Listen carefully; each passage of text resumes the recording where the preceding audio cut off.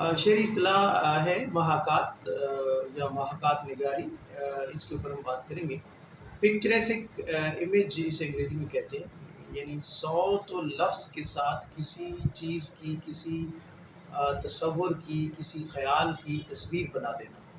یعنی جو مصوری میں کام کیا جاتا ہے رنگوں کے ساتھ، وہ شاعری میں لفظوں کے ساتھ اور لہجے کے ساتھ وہی کام کیا جاتا ہے، اس سے تصویر بنائی جاتی ہے۔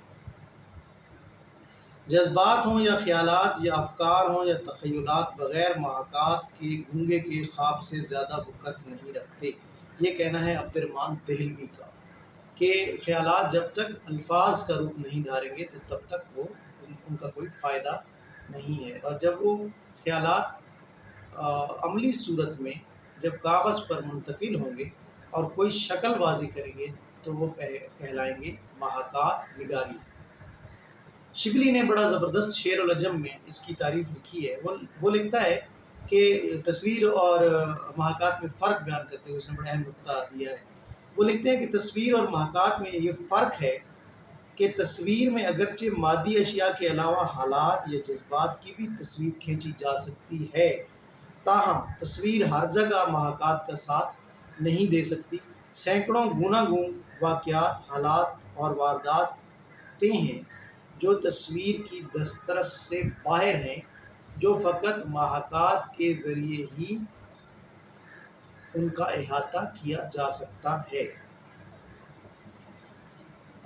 اس میں بعض اور بھی اصطلاحیں ہیں، جیسے پیکر تراشی ہے، جیسے منظر نگاری ہے، لیکن ان تمام میں جو منظر نگاری ہے اس کا بھی جو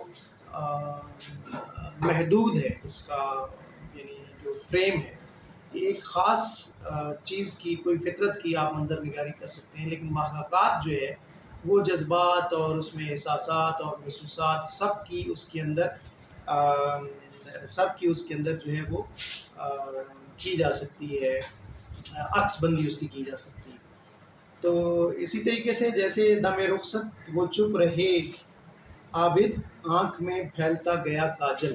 اب یہ وہ ہے کہ جو امیج کر رہا ہے اس کا جدائی کا اس کے ذریعے، یعنی یہاں پہ جو پڑھنے والا ہے وہ فوراً آنکھ میں پھیلتے ہوئے کاجل کی طرف، یعنی وہ اس کا دھیان چلا جاتا ہے۔